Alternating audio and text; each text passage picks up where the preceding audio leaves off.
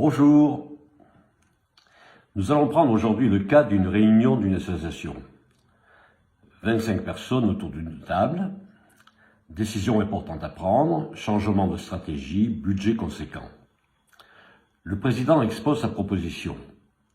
10 minutes, puis il demande des questions, des objections, silence. Vote à main levée, 25 mains se lèvent, unanimité. Apparemment, tout va bien, le collectif fonctionne parfaitement. Sauf que, 3 mois plus tard, la moitié des membres fondateurs démissionnent. Épuisés, déçus.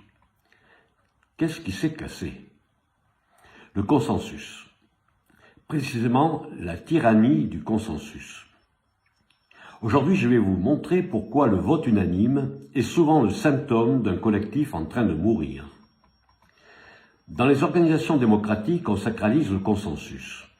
Le consensus est censé être la preuve ultime qu'un collectif fonctionne bien. Tout le monde d'accord, égale harmonie, harmonie égale santé collective.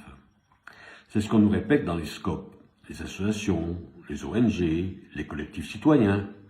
Sauf que c'est faux, parce qu'il existe 2 types de consensus radicalement différents. Premier type, le consensus vivant. Ça ressemble à ça. Débat contradictoire intense, 2 heures de discussion, positions opposées, clairement assumées. Certains défendent l'option A pour des raisons X, d'autres défendent l'option B pour des raisons Y. Les arguments circulent, les objections sont formulées, les réponses sont données. Petit à petit, une synthèse émerge. Pas un compromis mou, une vraie 3e voie que personne n'avait vue au départ. Et là, vote.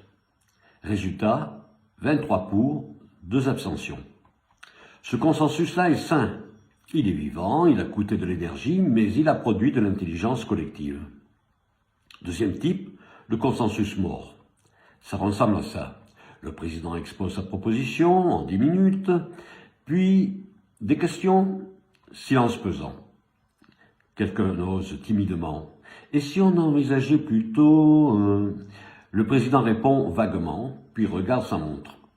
Silence à nouveau. Vote. 25 mains levées. Unanimité. Ce consensus-là est toxique. Il est mort. Il n'a rien coûté en apparence, mais il a tout coûté ontologiquement. Et voici le piège. De l'extérieur, les 2 se ressemblent. Même résultat final, vote unanime ou quasi unanime. Mais ontologiquement, c'est l'inverse. En socio-ontologie civique, le consensus mort est un marqueur de fausse immanence. Rappel rapide. Il existe 3 régimes ontologiques pour un collectif. Régime 1, ce qu'on appelle l'immanence réelle. Les membres se gouvernent réellement eux-mêmes, les décisions sont traçables, les désaccords sont assumés, puis on synthétise et on décide. Régime 2, ce que l'on appelle transcendance. Quelqu'un décide pour tous, oligarchie claire et assumée, pas de mensonge participatif. Régime 3, fausse immanence. Discours démocratique, réalité oligarchique, on vous dit, vous décidez, mais en fait, les décisions sont déjà jouées. Le consensus mort, c'est la signature de la fausse immanence. Concrètement, comment le détecter? En sociologie civique, on utilise l'indice de conatus collectif, l'ICC. Et il y a 3 indicateurs qui ne trompent pas. L'indicateur 1, la dimension orientation. Elle mesure si le collectif agit de manière affirmative ou réactive. Dans un consensus mort, l'orientation tombe sous 30 sur 100. Personne ne propose rien de nouveau, l'énergie est entièrement réactive, on valide ce qui vient d'en haut, mais on ne crée rien. Indicateur 2, les agents causaux dans les récits. Quand on demande aux membres de raconter la dernière décision importante, voici ce qu'on entend.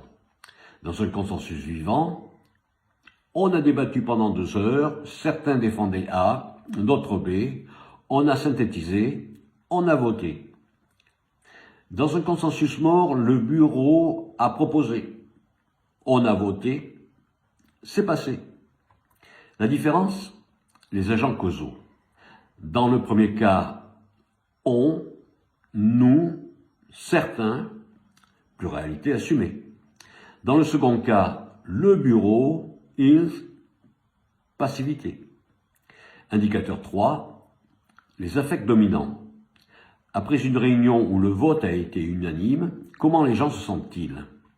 Dans un consensus vivant, fatigué, mais satisfait. Impression d'avoir produit quelque chose ensemble.